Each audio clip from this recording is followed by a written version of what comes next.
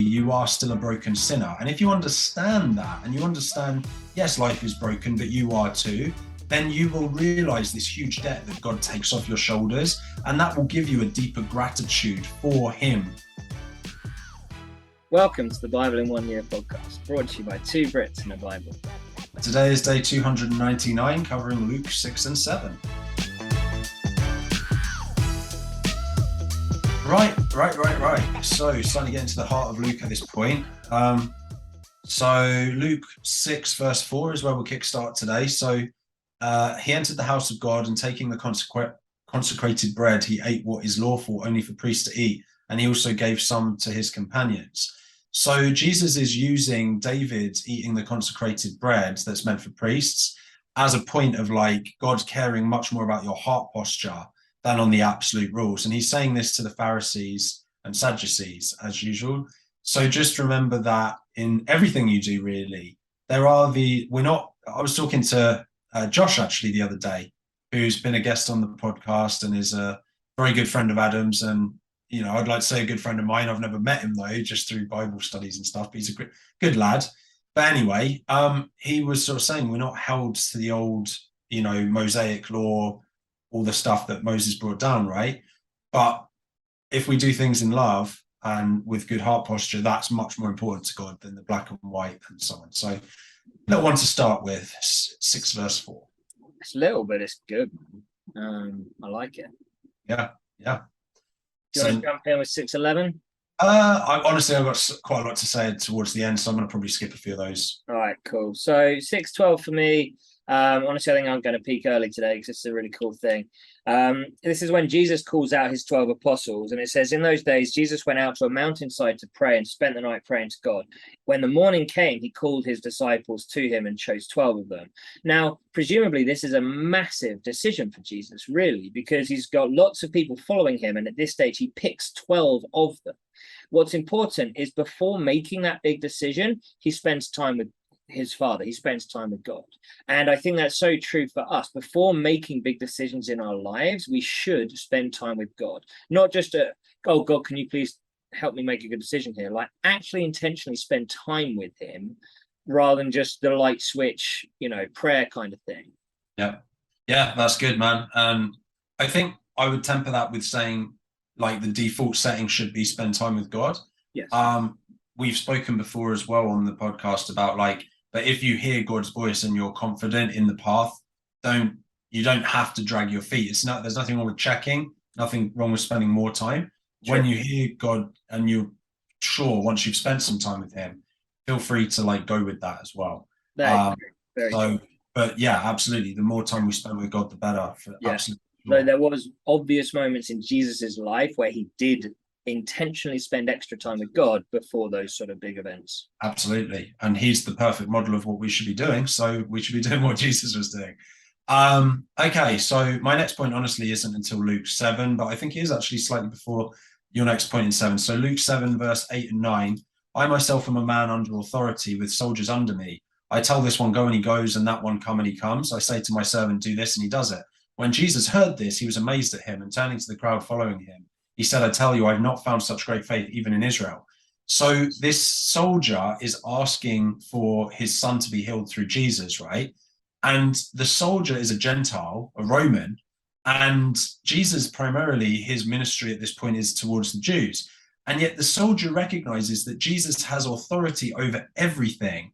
So even when Jesus isn't physically near his son, he understands that Jesus can command in the same way that this soldier commands his army members, right? Yeah.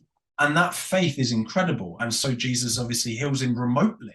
Yeah. So it's a big step up to think about, and it kind of links to what we were saying, or what you were saying yesterday or the day before, Ads, about we can literally speak to the fever, so to speak. We don't have to speak, just to the demons or whatever. And we have that authority through Jesus. So I just thought that was really, really cool. Yeah, that's good. The only thing I'm going to say it was the centurion's servant. I'm sorry, servant. Valued highly, not his son. There are other so similar very stories there, but yeah.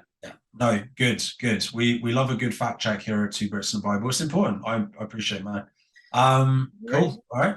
My next one was a little point here. Jesus has been spending so much of his ministry at this stage trying to stay low key, telling people not to go and like, he doesn't want, his time hasn't come. He doesn't want to be professing what's going on in a big way.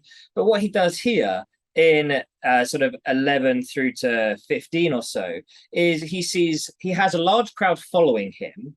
Then he sees a large crowd coming out as part of a funeral procession, and he proceeds to heal and raise from the dead the person that this funeral is for. That's not a good way of staying low key. Massive crowd here, raises a man from the dead who's on a funeral procession. Right.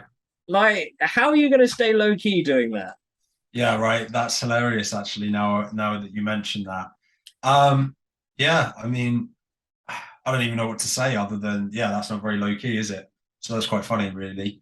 I've got a couple more big points. We got plenty of time. I see that your next point's about no wet fish, which obviously great podcast that we recommend. Love to hear what you've got to say there, and then I'll probably take over for a little bit. Sweet. Yeah, it was just because when I was on Nathan Senior's podcast, No Wet Fish, I was doing the Matthew version of this sort of story in here, where John's disciples are saying, or they're talking about Jesus, and John is like, you know what? Oh, they're saying to him, are you, oh frick, why do I mess myself? Anyway, John tells his disciples to go and see what Jesus is doing and saying. And instead, John knows who he was. He's not saying it because he's not sure, but he's saying to his disciples, go and see it for yourself. Actions speak louder than words, was my point.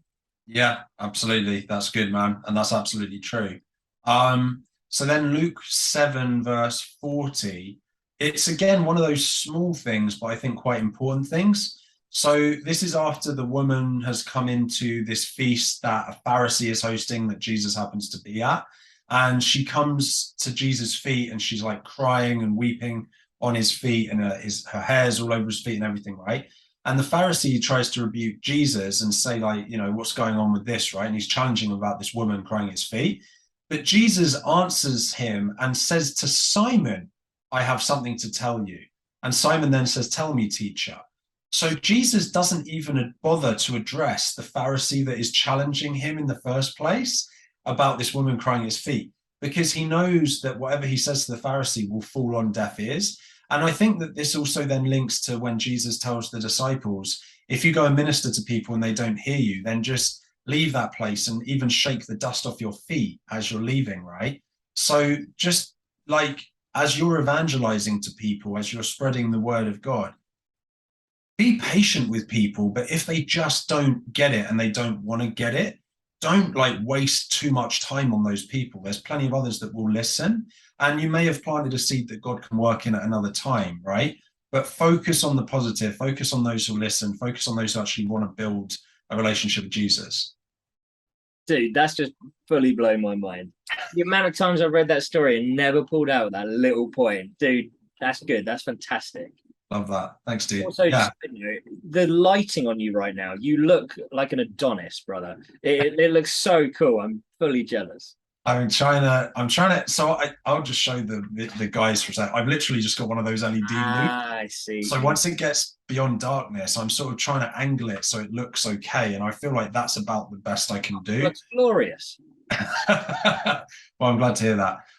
So I think we've both got a point on the next one. Why don't you go for it and explain the final story, I think, in Luke 7, and I'll just yeah, it was this story that you were just chatting about, this sinful woman who like cries on his feet and wipes his feet with her hair and stuff like that. Honestly, mate, I just love it as a story, yeah. So you give your point. Well, the story concludes basically with the idea that Jesus passed on, that the one with the biggest debt will love more than the one that, you know, is forgiven of small things. Yeah. And I think that one of the big issues with our culture today is that no one's ever to blame for anything, right? Like, oh, it wasn't me, it was this or it was that. I'm a victim of my circumstances. No, you can be a victim of your circumstances. I'm not saying that life is fair, but ultimately you are still a broken sinner. And if you understand that, and you understand, yes, life is broken, but you are too, then you will realize this huge debt that God takes off your shoulders. And that will give you a deeper gratitude for him hanging himself on a tree for you, and his mercy and his forgiveness. So there you go. Beautiful, fella. Love it. Tune in tomorrow. There's going to be more of this good stuff. We love you. Take care. Bye.